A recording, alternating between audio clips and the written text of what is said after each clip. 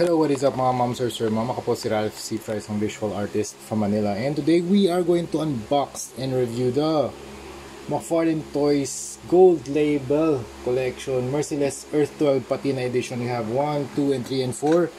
And ito yung box nila. Galing to kayo. Shoutout kay Just a Poptograph and Hypebeast and mga pala yung Huggle Hut Collectibles. So you have, sa box art you have McFarlane Toys Gold Label, DC logo, Batman logo, Merciless Earth 12 Patina Edition, McFarlane Toys Authenticated Limited Edition to 5,700 pieces. And then you have the gold seal. Tapos sa likod you have the shot of the action figure, the or some kind of filtered na toy shot or action figure shot. Tapos ito yung sleeve niya. Tapos pagbukas niya we have the clamshell.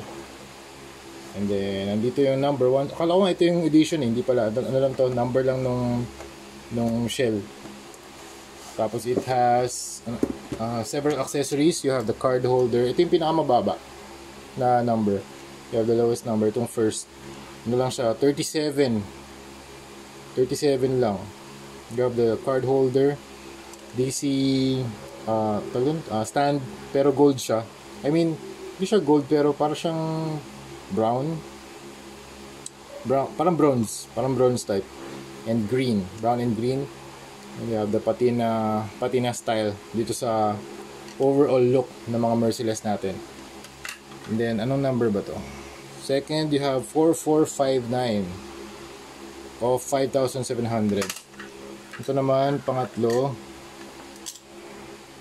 4544. Malapit 4459 4544. Malapit. Nice. Tapos itong last ay 5,330. So itong dalawa parang first and last na ano. Yan 37,5333. Okay, proceed tayo. Ito yung mga accessories niya. So start tayo sa accessories. Very nice yung card holder style. So kung meron tayong ang ganda ng ganda ng nakalagay dito. Patina edition, you have certificate of authenticity. This certifies that the limited edition worldwide product, the Merciless figurine, is authentic and officially licensed by the McFarlane Toys. The figurine was created, developed, and designed by Todd McFarlane and his award-winning design group. Okay? Todd McFarlane signature, founder and CEO, McFarlane Toys. Napakaganda. Card holders, very very cool. You have the DC logo. Ang laki pa ng ang laki pa ng card holder niya. Ilan to? 7.5 inches tall. Saka maganda rin yung pagka-green niya. Okay?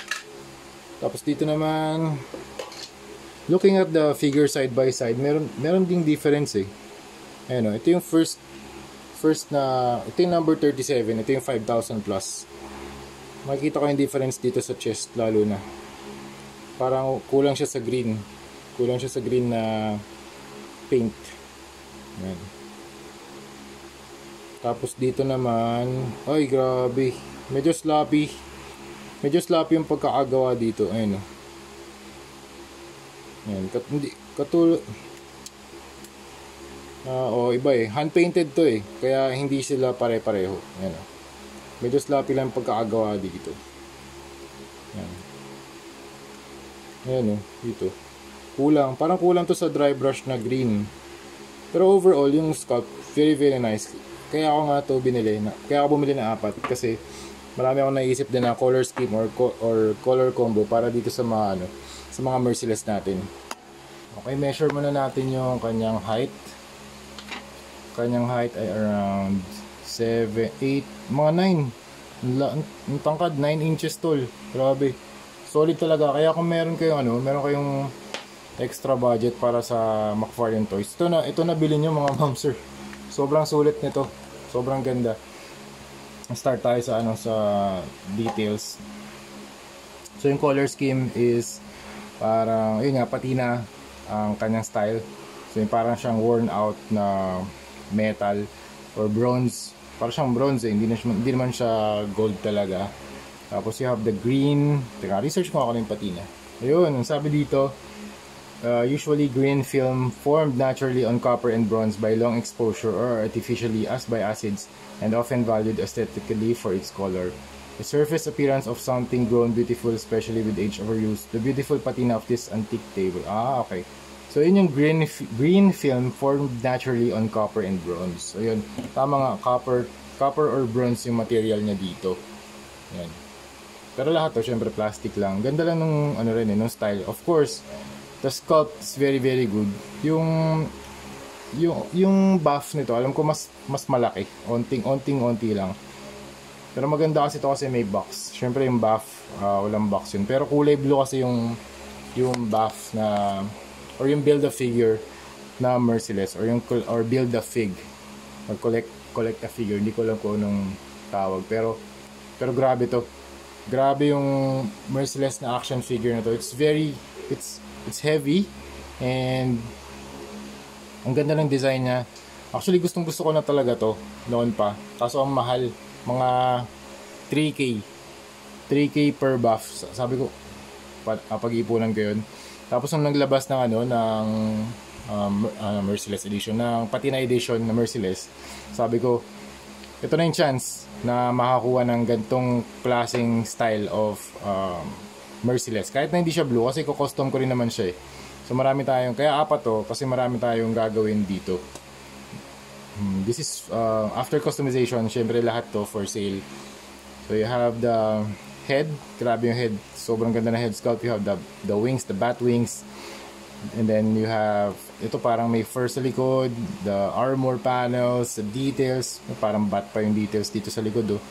You have the chains, you have the side skirts, you have the belt, zoom in ko yan, you have the belt, chest, wala lang yung Wonder Woman logo dito pero meron dapat yan, yung parang sa stand nila, yan, parang ganito, yan. Tapos you have the shoulder armor, ball joint siya, kaya maganda, pwedeng tanggalin for customization. Tapos parang may mga fur designs din, and then you have the mithril armor sa ilalim, napakaganda, grabe. You have the spikes, sobrang ganda i-dry brush niya ito. Sana natatanggal tong arm, sana madali lang siya tanggalin. You have the waist, kasi gusto ko na to i-primer, matte black, para dry brushing tayo. Also magkakaroon tayo ng tutorial for this for the whole customization process. Then you have the cloth here, the drapery, soft plastic, the chains na may spikes pa yung chains niya. Tapos gauntlets, look at the design, grabe yung design ng gauntlet, napaka fine na ng details na yun sa pagitan nitong lines na to, grabe. You have the diamond shape here, para palang Thanos itong parang may lalagyan ng rings. Super cool medieval armor design ng Merciless. Grabe, zoom out konti ay, yan, 1.3x only. Tapos dito naman sa legs, you have the armor plates na parang overlap. Dito rin nag-overlap na armor plates for mobility. Yan. Medyo lang, papainitan ko muna para hindi maging stiff yung figure natin. Kasi ang stiff nito pag sinubukan kong i-articulate. Okay, so yun lang gusto kong i-point out. Since meron tayong apat, gusto kong i-point out yung difference nga nitong early production stages nila dito sa mas late dun sa production stage. So dito sa gilid, nakikita nyo rito mas floppy yung sa side skirt niya, sa side armor. And dito sa face, mas marami yung green niya dito compared to this. Yan, dito sayang yung, pero sayang yung skirt armor sayang yung design. Maganda talaga yung design. The mere fact na you have for 1,890 meron kang gantong klaseng sculpt. Yun na lang. Actually yun lang talaga kasi i-repaint ko talaga to Yun talaga yung gusto kong mangyari. I-repaint ko to. Kaya the fact na we can have this for 1,890, super deal na yun. Itong dalawa, ilan nga ba to? 4,459 and 4,544. Magkalapit lang sila ng production, sa production line. Pero may difference pa rin kasi hand painted nga ito hand painted to. So dito sa part na to, kulang rin siya ng green na wash. Yan, green wash, wala rin. Ay, dito meron. Pero dito kulang. Yan. Dito, ayun din, sa side skirt din. Yan, medyo sloppy rin dito. Yan. Ganun din. Laging side skirt Yan. Yan. Dito rin sa likod. Yan, kulang din dito. Ayan, sa part na to, bronze lang siya. Yan. Pero okay lang. Okay lang talaga yan. Wala namang problema dyan. Maganda lahat ng mata. Yun, yung mata maganda lahat. Kulay red. Panalo. Parang separate piece nga yung eyes niya eh. Kaya siguro pantay-pantay. Ayun, separate piece yung eyes niya. Okay. Sige, punta tayo rito. For articulation, tara, painitan muna natin to kasi baka mabali eh. Okay, for a figure like this, it costs around 1,890 pesos. Kaya kung meron kayong extra, grabe. Eto na. Sa mga McFarlane toys, ito na talaga. So yung head, medyo, pwede pala 360 eh. Pwede pala 360 to, yan. Umiikot naman. Medyo may hindrance lang dito konti sa sa kanyang collar. Tapos ball joint ito, yung natatanggal siya.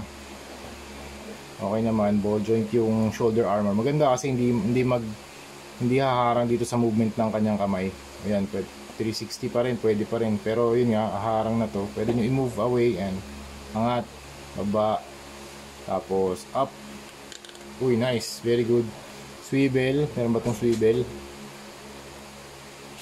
Ayan, tapos double jointed elbow, ball joint yung kamay. Tapos dito sa waist, medyo minimal lang yung movement, pero may may cut to. Ayun, so going back, ball joint yung kamay, tapos you have the waist na rotation, tapos meron din dito ng cut. You have the chest cut, and then you have the waist cut for rotation, 360 pwede rin yan. Tapos you have articulation dito sa feet, move forward, medyo hindi siya ayan, medyo ganyan lang ganyan lang yung kanya movement. Tapos sa paa, ingat kayo rito baka mabali kasi. Move back pala, yan, kick back, move the feet back that far, yan, ganyan. Medyo malayo naman in fairness. Tapos medyo mahirap. Okay, double jointed ba to? Baka mabali. Okay, that far, 90. Okay, 90 degrees. Okay, tapos ayaw ko mo lang pilitin, baka mabali. Tapos dito mayroon ding pivot na joint, ball joint, pero hindi mo magagalaw side to side eh. Yan, tapos dito may toe articulation din. Okay, so overall itong merciless grab, ay nga pala yung accessory niya, isang mahabang sword, yung sobrang angas, but parang ang lambot nito compared dito sa iba.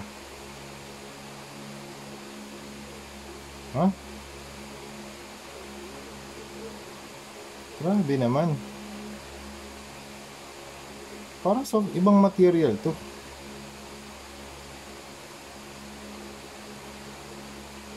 Yun lang. Iba yung niya, iba yung sword material niya dito sa pangatlo.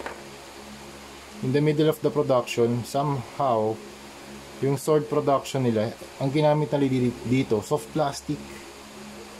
Grabe. Grabe naman yun, ma'am, sir. Hindi ko naman ininit to. Malambot yung sword. Ito kaya. O ganun din.